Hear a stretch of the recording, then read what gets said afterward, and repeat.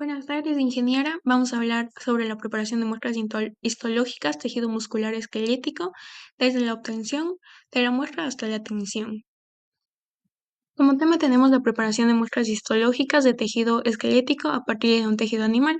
El tejido muscular esquelético es un tejido estriado de control voluntario compuesto por células alargadas llamadas miocitos.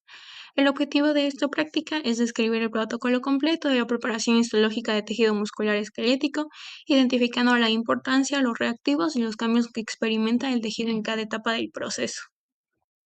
El protocolo que vamos a seguir es el de la obtención de la muestra, la fijación, deshidratación, aclaramiento, inmersión en parafina, corte y desparafinado y finalmente tinción en hematoxilina y eosina. El primer paso del protocolo es la obtención de la muestra, en donde el procedimiento consiste en extraer un fragmento de músculo de alrededor de 3 a 5 milímetros de manera perpendicular a las fibras. Esto se obtiene con bisturí o tijeras quirúrgicas y es importante siempre garantizar la frescura de la muestra para conservar la integridad de las células y también que el tamaño sea pequeño para que sea más fácil la penetración de los reactivos. Y siempre el efecto de esto es que el tejido permanezca en estado nativo con las fibras estriadas y núcleos periféricos visibles. La fijación es el primer paso crítico en un proceso histológico, el cual consiste en preservar la morfología y los componentes celulares del tejido, como si se encontraran en vivo. Para ello utilizamos un fijador, que en este caso es la formaldehído al 10%, el cual forma puentes de metileno entre grupos amino de proteínas, creando una red tridimensional que inmoviliza las moléculas y detiene la autólisis, autodigestión y la putrefacción.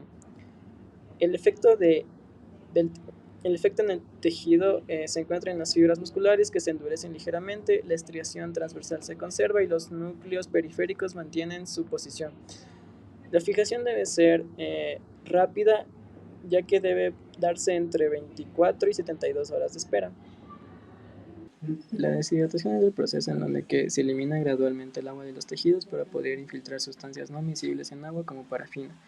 Se utiliza una serie gradual creciente, en este caso de etanol, que va desde el 50% hasta el 100%, para evitar cambios osmóticos bruscos que retraigan o dañen la estructura celular. Se utiliza etanol porque es miscible con el agua, el cual aumenta su concentración, desplazando progresivamente el agua intracelular y extracelular sin dañar las proteínas tisulares. El tejido se contrae ligeramente y pierde todo el agua libre, adquiriendo mayor rigidez. Por otro lado, el aclaramiento es un conjunto de técnicas que hacen transparentes muestras biológicas gruesas para obtener imágenes 3D de alta resolución. En este caso, el sileno es un solvente orgánico miscible con etanol y con parafina fundida, que actúa como un agente inmediato que desplaza el etanol del tejido. Permite la posterior impregnación con parafina, además hace el tejido translúcido, de ahí su nombre de aclaramiento. El efecto en el tejido es que se vuelve transparente y adquiere un aspecto vítreo o tridimensional. Las fibras musculares aún son reconocibles macroscópicamente. Paso 5. Infusión en parafina. La parafina fundida de 56 a 58 grados centígrados penetra en el tejido sustituyendo al sileno. Al enfriarse se solidifica formando un bloque rígido que mantiene la estructura del tejido intacta, permitiendo hacer cortes muy delgados sin deformaciones. En el corte del micrótomo, eh, este corta el bloque de la parafina en secciones ultra delgadas. Estos cortes se recogen en agua tibia y se colocan en portaobjetos. Estos grosores permiten que la luz pase a través del tejido para poder observar en un microscopio. Paso 7. Desparafinado.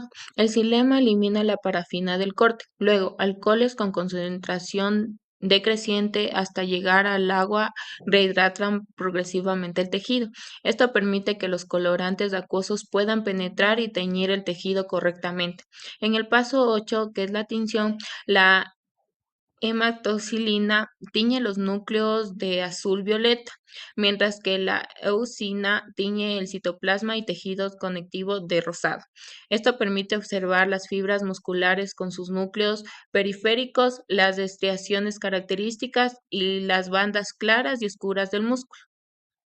Después de haber realizado el protocolo de obtención de muestras histológicas y colocado bajo un microscopio, se puede observar los tejidos musculares esqueléticos como el endomisio y fibras musculares, que es un tejido conectivo que recubre la fibra muscular individual.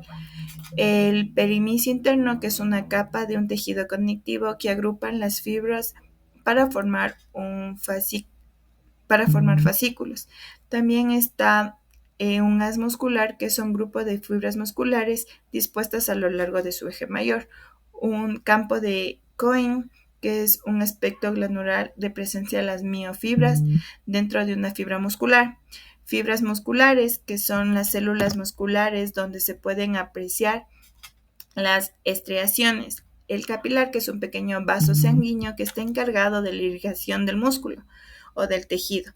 Las fibras musculares son las células musculares vistas desde un plano perpendicular. Un tejido conectivo interfascicular, que es un tejido de sostén que se encuentra entre las diferentes fascículos musculares. El núcleo de una fibra muscular, que son los núcleos localizados en una periferia de la célula muscular. Y por último tenemos los núcleos de las células conectivas, que estos pertenecen principalmente a los fibroblastos presentes en los tejidos sostén en los que se mencionó con anterioridad.